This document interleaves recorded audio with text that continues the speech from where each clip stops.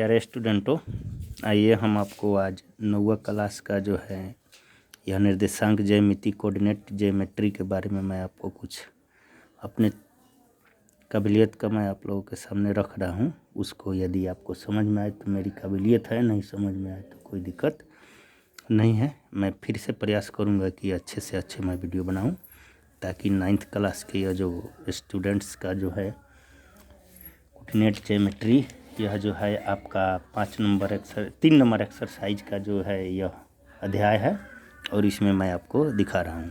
कह रहा है कि निर्देशांक ज्यामिति को फ्रांसीसी दार्शनिक और रैने, दार्शनिक भी थे और गणितज्ञ भी थी, रैने दकार्ते ने इसे विकसित किया था। इसने बताया था कि यह जो होता है मूल बिंदु होता है, जिसको ओरिजिन पॉइंट कहते हैं। यहाँ पर इसका निर्देशांक होता है 0 0। इधर चलते हैं तो यह होता है x, और इधर आते हैं तो यह होता है x डैश। उसके बाद ऊपर जाते हो तो y, और नीचे आते हो तो y डैश।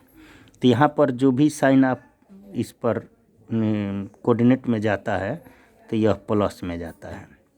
याद रखेंगे 1 2 3 4 5 6 7, और ऊपर के तरफ भी जाओगे तो आपको प्लस में ही दिखाता है।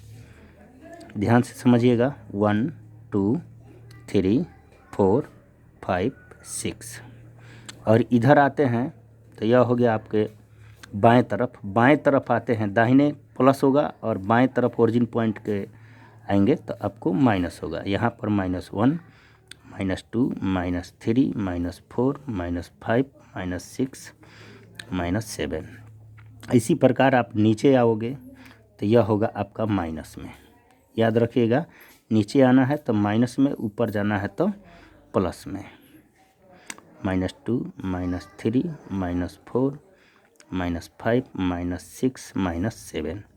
यहाँ पर 9th क्लास में यह NCERT में मिलता है, और 9th क्लास में NCERT में मिलने का मतलब होता है कि आपको पॉइंट पूछा जाता है, कौन पॉइंट कहाँ है। जैसे आपको दे दिया गया है, मान लीजिए कि A point, B point, C point, D point, ये आपसे पूछा जाएगा कौन पॉइंट कहाँ है। याद रखिएगा, इसको x डैश अर्थात x अक्ष, इसको x डैश अक्ष, इसको y अक्ष, और इसको y डैश अक्ष। इसमें ध्यान से समझना होगा, x अक्ष में जो चारों पॉइंट एक जगह जहाँ कटते हैं उसको ओरिजिन बिंदु अर्थात आप मूल बिंदु कहते हैं। यही मूल बिंदु से यह शुरुआत होता है। तो यह शुरुआत होता है इसको हम कहते हैं फर्स्ट कोऑर्डिनेट, इसको कहते हैं सेकंड कोऑर्डिनेट, इसको कहते हैं थर्ड कोऑर्डिनेट, इसको कहते हैं फोर्थ कोऑर्डिनेट।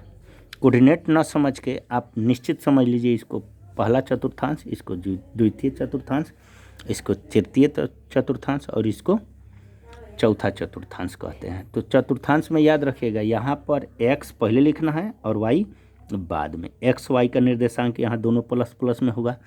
इधर आएंगे तो x माइनस में और y प्लस में। यहाँ पर आएंगे थर्ड नंबर में तो यहाँ x माइनस में और y भी माइनस में रहेगा। यहाँ पर आप आएंगे चौथा कोऑर्डिनेट अर्थात चौथा निर्देशांक में, तो आपको x प्लस में होगा और y माइनस में होगा।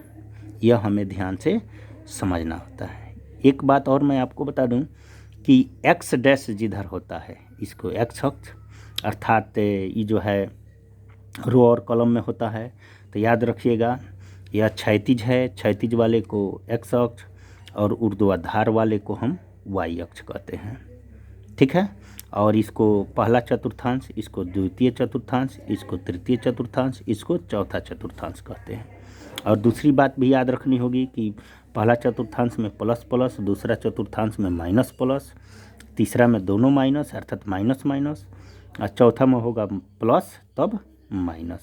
अब जैसे पूछता है ए पॉइंट कहाँ है, ए पॉइंट कहाँ है, इसका निर्देशांक ऐसे हम लोग निर्देशांक दर्शाते हैं, 3 गो बराबर करते हैं। तो यहाँ पर मान लीजिए 2 और 3 है, तो 2 और 3 जहाँ मिलेंगे वहाँ ए पॉइंट होगा। इसको हमने ए बी पॉइंट दिया है, जो कोऑर्डिनेट देते चलेंगे और आपको समझाते चलेंगे।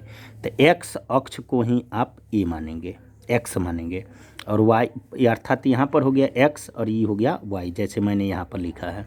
तो x वाले को उठाएंगे और y वाले को उठाएंगे 3, तो इस प्रकार यहाँ मिलेगा। तो यहाँ आप कह सकते हो कि ए बिंदु है, यहाँ पर कौन बिंदु है, ए बिंदु है।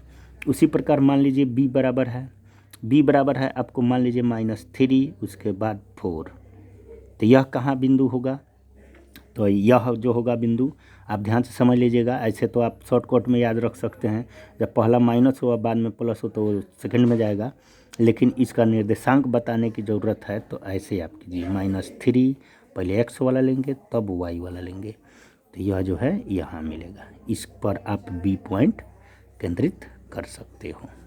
उसके बाद आता है अब मान लीजिए C पॉइंट दे दिया गया है आपको -4 -5, ठीक है। तो यह निर्देशांक कहाँ जाएगा, -4 वाले के सामने से उठेगा, पहले x से ही हम लोग उठाएंगे, उसके बाद आपको 5 पर इसको मिला देना है। तो यहाँ पर हो जाएगा आपको C पॉइंट हो गया। अब D पॉइंट में आना है। D पॉइंट आपका जो है देखिए, पहले होगा 2, तब मान लीजिए -3 है, तो यह आसान है। अर्थात पहले माइनस है, पहले प्लस है, यानी x को उठाइए, x को उठाने के बाद आप y को उठाइए, तब जो है यहाँ पर आपका D पॉइंट बनता है। इस प्रकार आप निर्देशांक ज्यामिति के कुछ इस प्रकार के उदाहरण को आप आसानी से समझ सकते हैं। उसके बाद अब जो है इस निर्देशांक के आधार पर आप चाहेंगे तो NCERT, कौन सा बुक, NCERT का 9th क्लास का जो है 3 नंबर चैप्टर को आप आसानी से इसमें बना सकते हैं।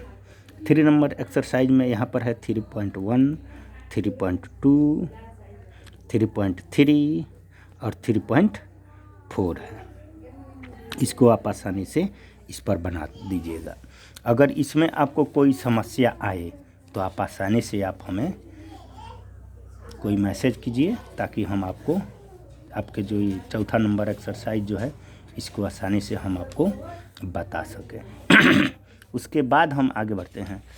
आगे बढ़ने के बाद जो है कुछ आपके चैप्टर दिए जाएंगे और क्वेश्चन भी दिए जाएंगे, जो हम अगले क्लास में आपको हम बताएंगे। इसलिए आप इन चैप्टरों को बनाइए। अगर इन चैप्टरों में कोई समस्या आए तो आप हमको ज़रूर कमेंट कीजिए। कमेंट करने के बाद हमारी जो परिभाषा जो है हमने आपको बताया है उस पर बेहतरीन ढंग से पढ़िए। नहीं समझ में आए कमेंट कीजिए, हम आपको ये जो चारों चैप्टर हैं उसको आसानी से आपको हम बताएंगे। थैंक यू, धन्यवाद।